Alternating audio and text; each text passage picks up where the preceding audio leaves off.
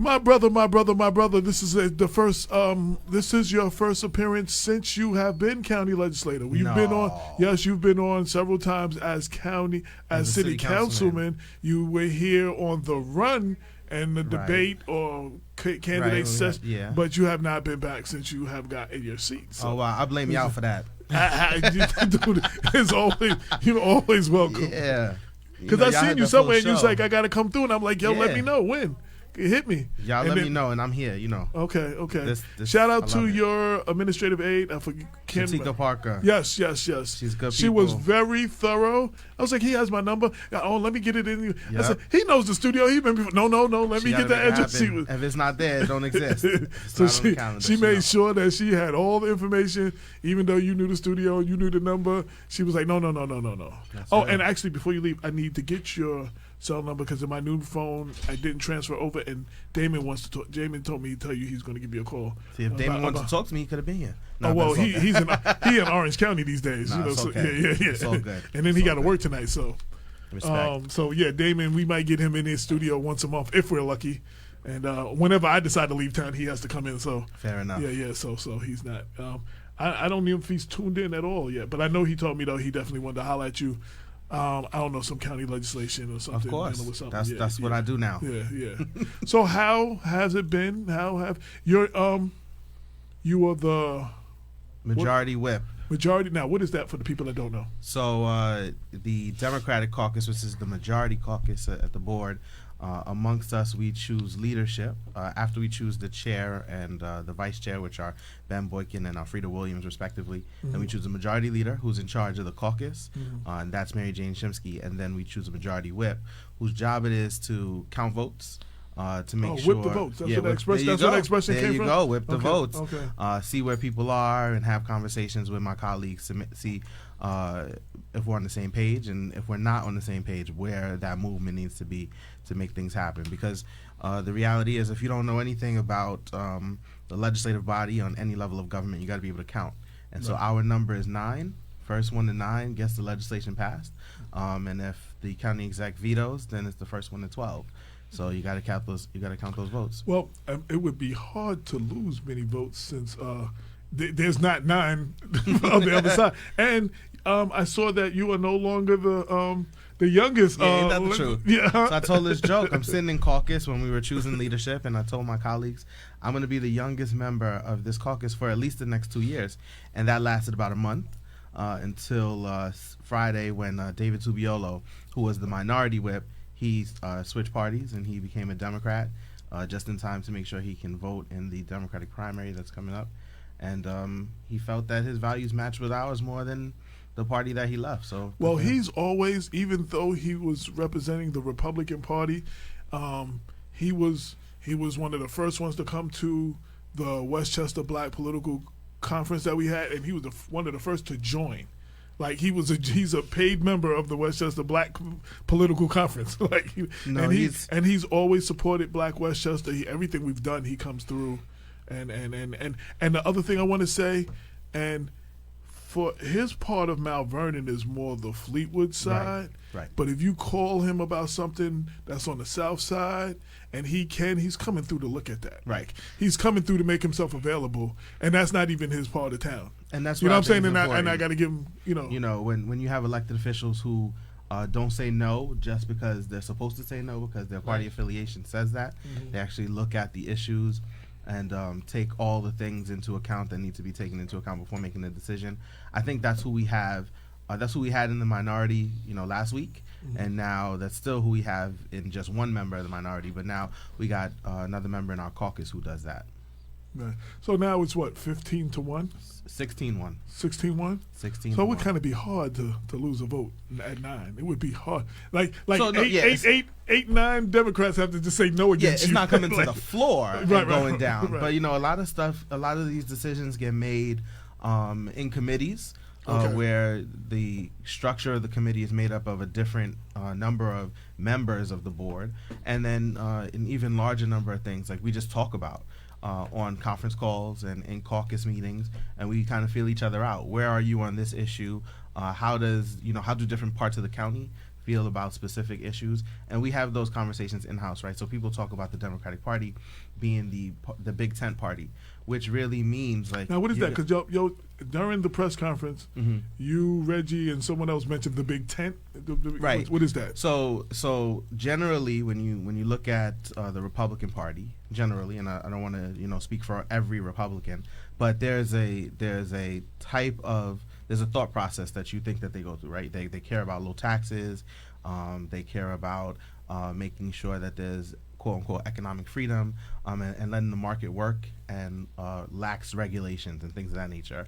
But when you look at Democrats, you have everything, right? You have people who believe in economic freedom and less regulations. You have people who think that we need more regulations. You have people from Bernie Sanders who are talking about being democratic socialist, all the way to people like Joe Biden who are like low and slow and like, let's be moderate and let's take our time. And so when we talk about Big Tent, we're saying we have everybody in here from every walk of life who have different thoughts, who come from different backgrounds, and we all want to get together, have real conversations, and see how we can move forward together.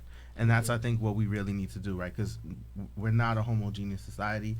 Everybody is not the same. We come from different places. I mean, even in this county, right? You look at, my district versus David Tubiolo's district, right? Both mostly in Yonkers. He has some in Mount Vernon, obviously, as well.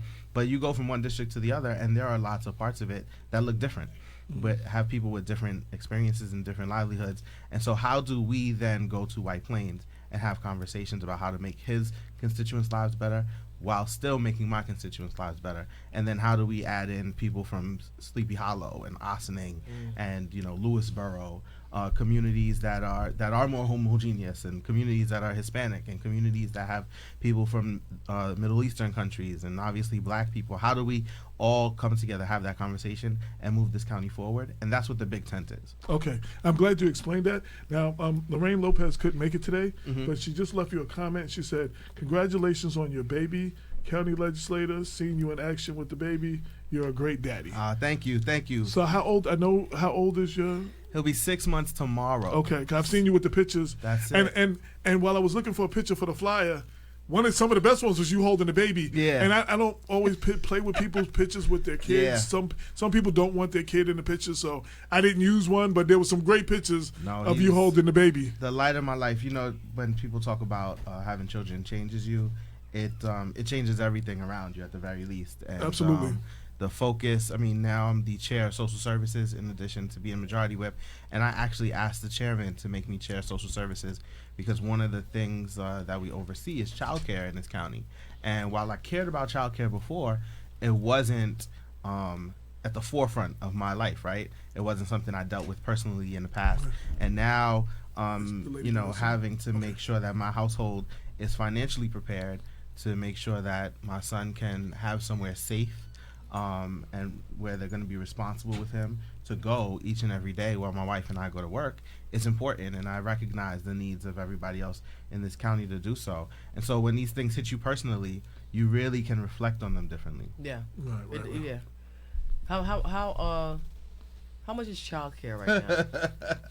So it's too much. That's just the general answer for everybody. That's just the reality. My daughter is 30, and I'm so glad.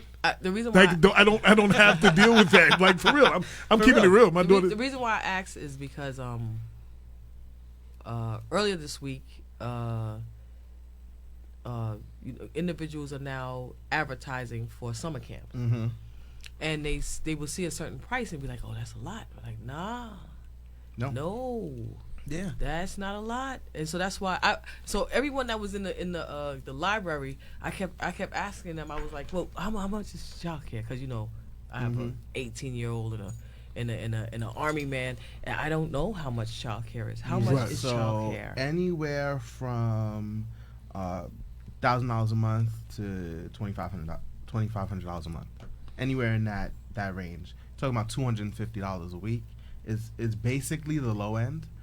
Before any subsidies kick in, if you are low income and you fit in one of those categories, which is basically like in Westchester, 225% of the poverty level, and you can get some subsidies, which is nothing.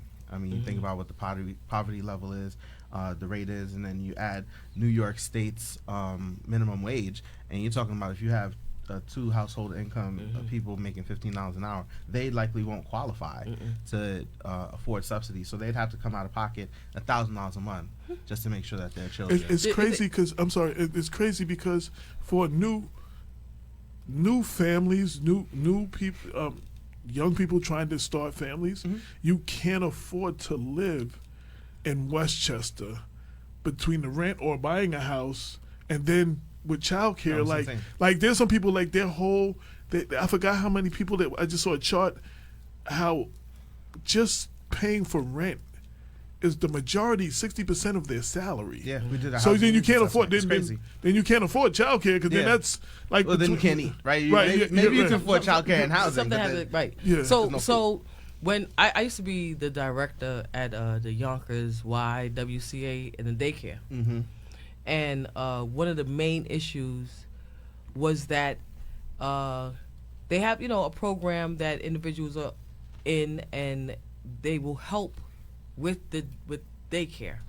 However, when that parent got a job, they would snatch the money away immediately. You would tell them. You would tell them. It wouldn't. It's like it didn't wean them into this, and slowly, where okay, so you have to pay 25% and we'll pay the 75%, and then you pay 50% and we pay. No, it was just automatic, off the cuff, boom. So it's kind of like you're being penalized for getting a job, almost like it's not understood where we are all we're interdependent. It didn't operate like that, and so there was a lot of mothers who were there, and I would get into big arguments with the CEO because she was like, "Oh, you told the financial officer not to charge that lady." Of course, I said the lady just got a job. Right. She can't afford this. It becomes a disincentive, right? Yeah. So we talk about people who you hear all the time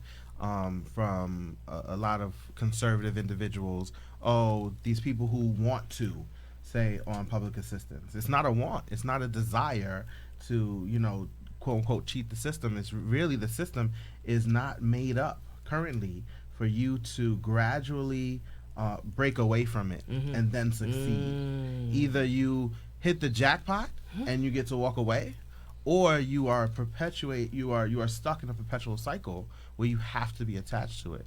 And so we need to come up with better ways to move people away from it. And honestly, this problem is with regard to childcare. It's got to come from the top, right. Which is we're going to struggle getting that from out of Washington D.C. anytime soon. But the state has to, we're looking for the state to do a little bit more, and then we were able to do a little bit more in this last county budget as we have shifted the priorities of Westchester County under the leadership of this county executive and this new Democratic majority on the board. I got a question from Keisha Skipper, but before I go there, so we had Mayor Spano on 2 weeks ago, within the last 2-3 weeks. I wanted to listen to that show. And one of the things we asked, that was a question from our audience, was about homelessness and the homeless shelter, either trying to be open or something in Yonkers, and him explaining that comes from the county. So what is the county? Is the county planning on doing? We have homeless problem, period. But I know I've done extensive stories of homelessness in Yonkers, and I actually had you when we had Laura Case. We called you and you called in that day. One of the reasons I ran. Right, and she we have the working homeless where they have jobs and the kids go to school, but they can't afford to have a home, so they're in shelters, like they're working homeless, and that number is increasing. It's not just Yonkers, but I've done a lot of stories in Yonkers, and the shelters either being in poor condition or closing. So from the county level, now that you represent that district from the county level, can you speak a little bit there? And then I want to get to Keisha's question too. No, so absolutely. What we've seen, you talk about the number of people who are homeless, right? That doesn't include people who are couch surfing, right? So I have a family member and I hit them up and I'm like, yo, my situation isn't working. Can I stay on your couch? I mean, the number of individuals that we're talking about is exponential, and unfortunately it's increasing. We're going in the wrong direction, where we are now opening. We're doing a test site in Mount Vernon. Because Oasis is in New Rochelle is too crowded, and so we've got to find places to put more people. And so it's Mount Vernon, right? Yeah. Well, that's where the so I don't know where Damon is, but rustle up the papers, Damon.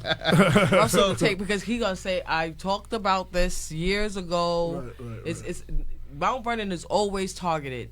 Well, so I will say this: like I know Yonkers. Part of the fight in Yonkers, to get back to the question, is where are all of these where are these individuals coming from? And the reality is, a lot of them come from the communities in which the population, it has less income ability, right? So if you become homeless, you probably didn't go from $1 million house to homeless. So you weren't in Scarsdale before you became homeless. No. You probably had an affordable unit somewhere. You're probably paying low rent, and your landlord flipped the house, sold it, and they tried to move you out. Or you were in substandard living, and the buildings department came in and shut down the building, and so now you can't live there anymore. God forbid there was a tragedy, and we had a fire in Yonkers a couple months over the summer. On North Broadway. We covered that story. Those individuals had to find housing, and luckily, you shout out to Shatika again, who did a yeoman's job in making sure that a number of those people found housing, and some of them ended up in our system at the county before they found housing. And so, but in Yonkers specifically, we had the sharing community close, right? And so we needed a place for those individuals to go. Why did it close in the midst of a crisis? Mostly financial. I will say it was neglect. I'll say there was a lot of pressure, and continues to be a lot of pressure from the city to remove homeless people, and where me and the mayor see eye to eye. Repeat that. Say that again. Remove homeless people. What do you mean by that? Getting there. So where me and the mayor see eye to eye is we want less homeless people. However, where I think where we miss each other is he just wants them gone, however that comes to fruition, and I want to make sure that through a process we move people to a point where they can financially sustain themselves, and where we give them the type of shelter and the type of programmatic assistance to help them move in that direction. So we contracted with Kingdom Christian Cultural Center on Palisade Avenue, about 2 or 3 blocks away from where the sharing community was, and that's where the individual is staying temporarily under the watch care of the YWCA. Shout out to Charlie Knight, the current executive director. And there's a plan for just about 2 blocks from there, a long-term solution to be built out, and that's currently underway, and we're hoping that is a solution that moves forward. But I've heard that the city's buildings department and the city talking about is it zoned for that, is the property prepared for that, and they're putting a lot of pressures on A, that site, and B, the church whose mission it is to make sure that people in need get the services that they need. So there is the mayor's job is to make sure that the city is headed in a forward direction. But we got to make sure that as we head in that direction, we're not leaving the most needed behind. Absolutely. There was a question, and it kind of goes with that. Keisha Skipper, she's tuned in. Right. Yeah. She said, "What's up, one?" And she said, "Let's talk about housing need assessment, affordable housing, and homelessness." And then asks, "Is the program with the LSHV going to continue?" So LSHV, that's Legal Services of the Hudson Valley. What we were able to do in the budget 2 years ago, and we expanded that in the last budget, is make sure that if you receive an eviction notice and you show up to court and you qualify, you're a person of low income, Legal Services of the Hudson Valley will provide you with an attorney in court. So that is not you versus your landlord and their attorney, right? So I know that if I went to court and I had to stand across from a landlord who I paid my rent to every month, or I tried my best to do so, and their high-paid attorney, I'm probably going to lose because I don't know the laws as well, because I don't know the loopholes, and because clearly they brought me here for a reason. But when Legal Services provides you with an attorney, they have a 95% success rate in making sure individuals get to stay in their home. And so one of the ways that we can stop the tide of homelessness is to stop people from becoming homeless, right? So we can help all the people find housing that we can, but if we keep having people lose housing, that number is going to continue to increase. Right. So let's stop people from becoming homeless and deal with people who are homeless simultaneously. And so that's what one of the things that program does. The housing needs assessment is really interesting because, as you alluded to earlier, it talks about the fact that a large majority of people in this county, from every single community, whether you live in Scarsdale or whether you live in Peekskill or whether you're in Mount Vernon, Yonkers, there is a large number of people who pay more than 50% of their income towards their housing. And so what the Department of what HUD has said is that for people to be housing secure and live a good life, whatever that means, 30%, no more than 30% of your income should go towards your housing. So that means we have a housing crisis, a true housing crisis, right, of all different incomes in Westchester County. Our housing is just way too expensive, and that's in part because there's not enough of it, and in part because of our proximity in New York City, and with high demand, prices shoot up, and so we've got a lot of work to do to make sure that costs can stay reasonable for people to be able to stay in their homes, but not obviously stress the market, right? Because we don't want to, be accused of tilting the scales. I don't know if it's like that. When I was in Georgia, though, when there was when I was looking for a place to stay, a lot of those places require your salary to be 3 times your income to be 3 times a minimum of 3 times the rent, which would be the third. Yeah, or you wasn't even qualified to go in. So that's changing. $15 an hour is not shooting it. No, it's even worse. It's actually shooting it. That's what it's doing. Right, and Atlanta's worse because the cost of living is cheaper. So right, $15 an hour is like a lot of money there. Right, so, but you could stretch that much further. Right. Keisha said the pilot started in Yonkers, yes, and then in Mount Vernon. Everyone having representation makes a difference. Great work, Christopher. Thank you, Keisha. Full disclosure, Keisha used to work for me, so she be giving me all the shout-outs. But I will say this, part of the good thing of being in this Democratic caucus, you can't do anything by yourself when you're a legislator. You need other people. Part of being whip is recognizing where those votes are. And so I got to give my colleagues a lot of credit here.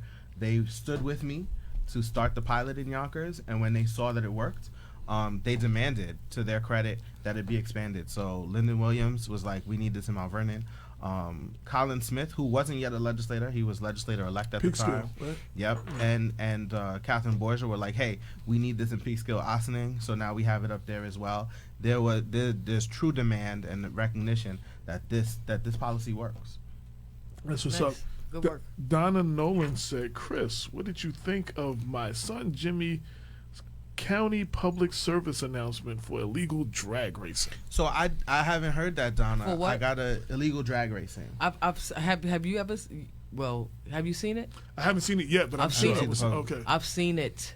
If you're coming, a couple of nights when I'm coming from Long Island, because my turnquest live in Long Island, and I'm on I take the Throgs Neck or the Whitestone Bridge, and when I'm coming on the Hutch, right, heading north, right, heading south, they have the entire thing is blocked, and they start drag racing. That's crazy.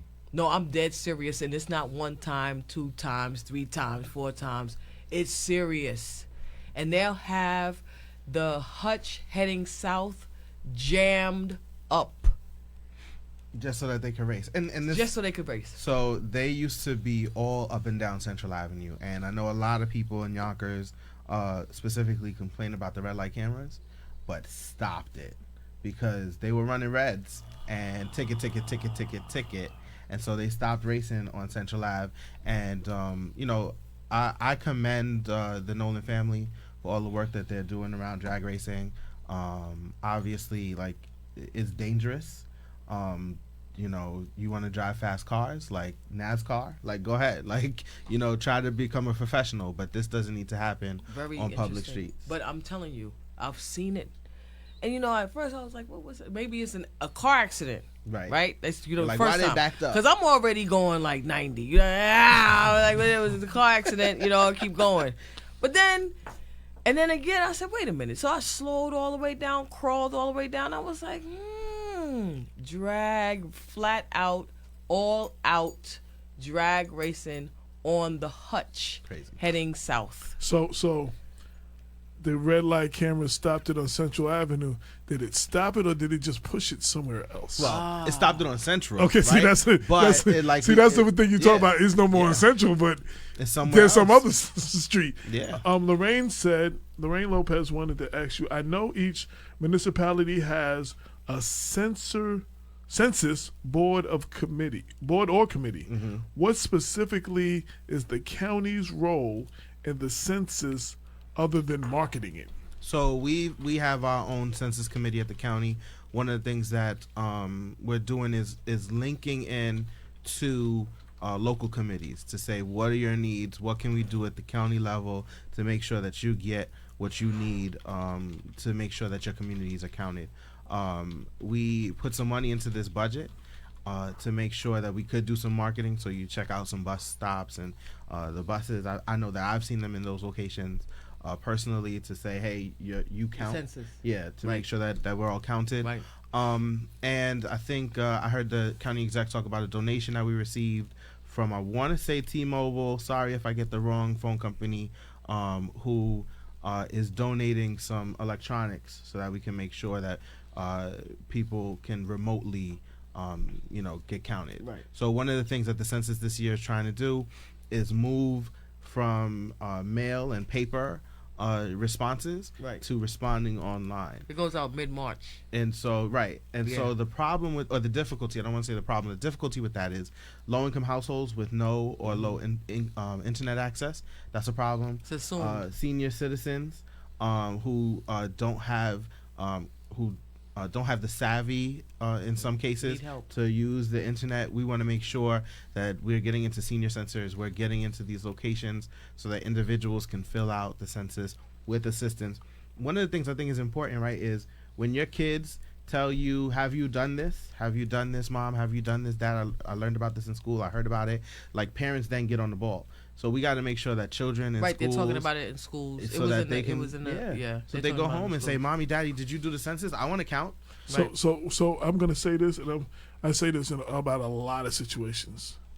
What I would like to see, public elected officials and candidates running for office have no problem getting whatever literature they are all over the daggone city, everywhere, stuff in gates, mailboxes.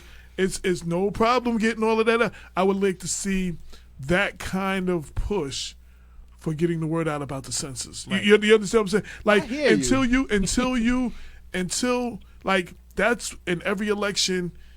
You can't go nowhere without seeing signs, without stuff in your mailbox. They either put it in there, or they stuffed it in your gate. And they everywhere you go, somebody's handing you something at the supermarket. Yeah. That kind of push. That's how we reach people. And honestly, and we need to reach people the same way.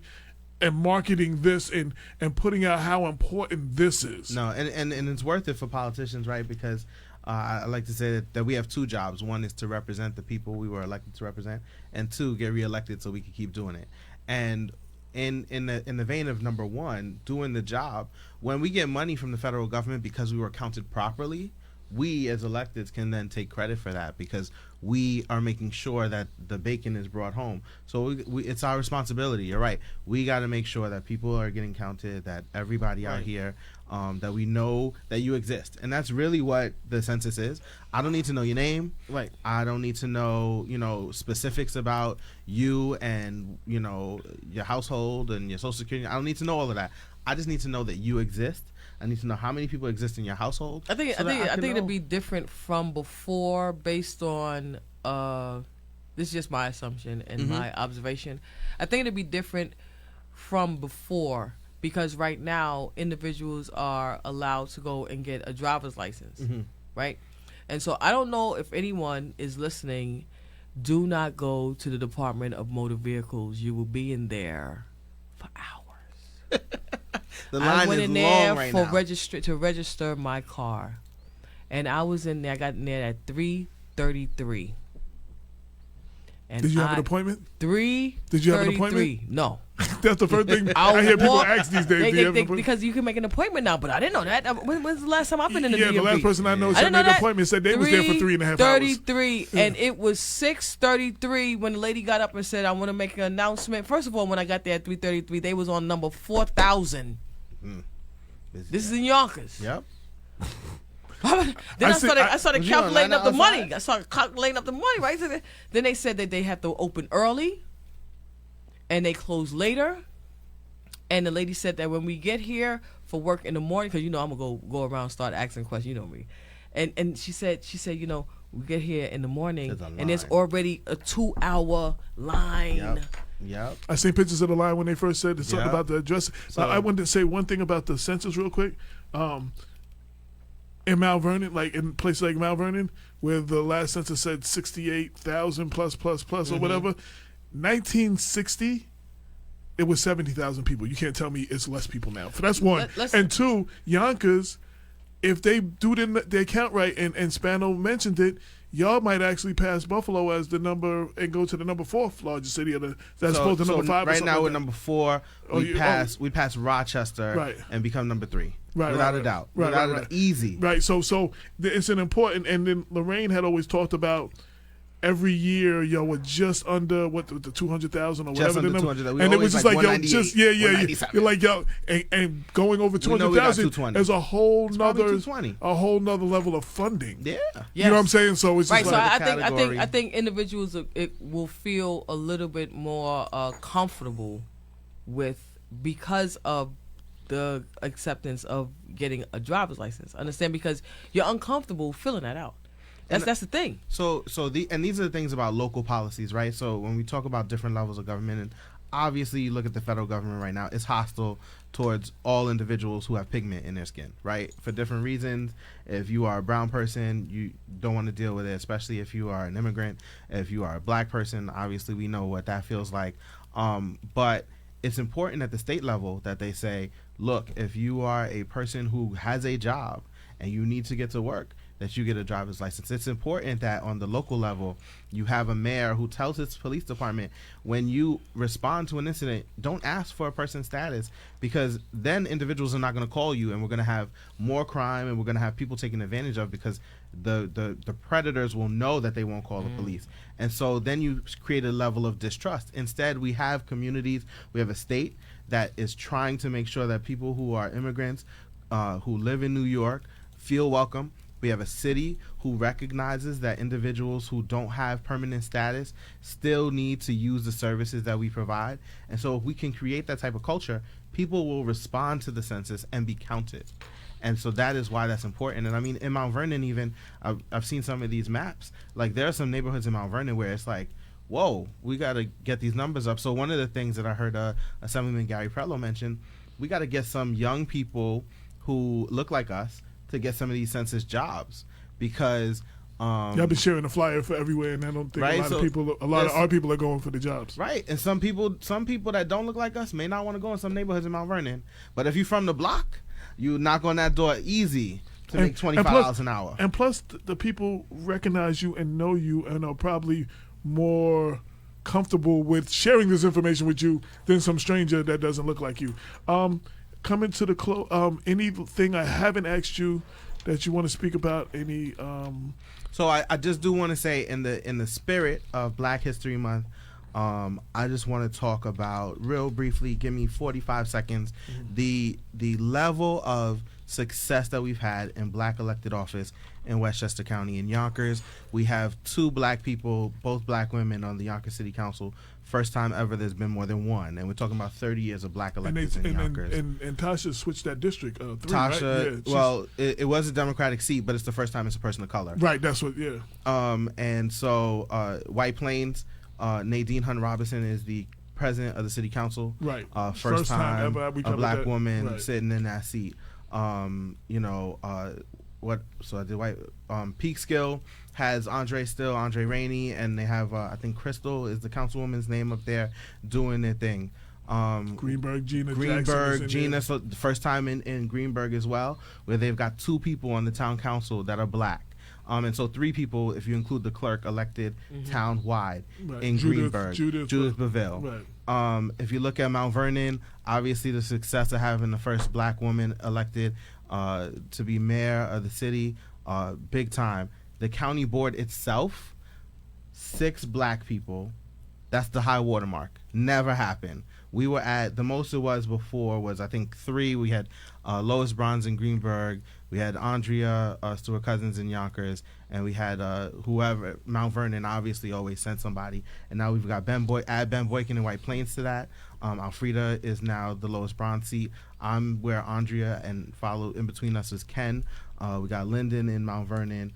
Colin Smith, the first Democrat ever elected to represent Peekskill, right. And he's a brother. And then Terry Clements in New Rochelle, who flipped that seat from Republican to Democrat. Right. So there is 6 black people in the Westchester County Board of Legislators, first time ever, high watermark. So the success that we're seeing now needs to translate, though, right? And I think that the work that happens here on this radio show, keep pushing us. I mean, shout out the good that we're doing, but continue to push us, because when we get into these places, we're supposed to support the policies that look out for our people.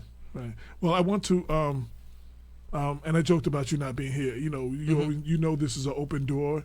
You already had a relationship with the show, and when you need to address something, and when you need to speak something, when you need to get the word out about something, please, if we haven't contacted you, contact us.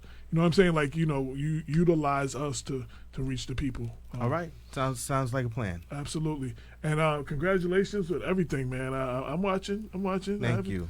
I'm watching. Thank you. No, it's good work. People congratulate me, and I'm just trying to do my part. Right, we all have a part to play. That's right. To make sure that we can move this county, move our specific cities, this state, and this nation forward. I do have to say, my wife, Ty Johnson, formerly Ty White, wanted to say what's up to you. What's going on, baby? She texted me. She said, "You better say hi to her." Like, we go back, so she recognized who you were, and so. And she's up there with Tish, right? Yeah, so she works for the Attorney General. She's like her right hand. Nice. So black on black. So we got like a little power couple going on here. Listen, with the no, I just do what she says. I just do what she says. I tell people, I purchased my home in Yonkers, and I was single. I was by myself, and I was in charge. Then I got married, and it was fine because I was number 2. But now 3J's around. It's my son's name, and that's why Keisha put 3J. She put 3J, yeah. And so now I'm 3rd in the house, right? He's the boss, and then my wife is the boss, and then I'm just the guy that sits on the couch sometimes. So thank you guys. It's always a pleasure. No doubt. Like I said, welcome anytime. And I've reached out, like Paul Fine and others. If you want to ever write something for the paper, for your district, I mean, mostly it's been mayors and stuff that do that. Mm-hmm. But if you ever want to, write a column as often, it don't have to be monthly. It could be quarterly. Okay. It could be twice a year. But appreciate the offer. We need we need to get the voice from the different areas to kind of let the people know what's going on. Right. So, yeah. So because we all over the county. So right? Spano's done it once. Paul Finer does almost every month. He's on. Rainey promises me he's going to do it every month. You know what I'm saying? Andre's done it a few times. I'm probably going to reach out to Sean at some point. Yeah. So I'll get one in there. At some point. But okay. But you let me know when I'm just saying that's open. So sounds good. You already know who to talk to. You met the boss. Okay. Shatika's in charge. Look, I'm just the face that they put on it. That's it. Well, we thank you. We have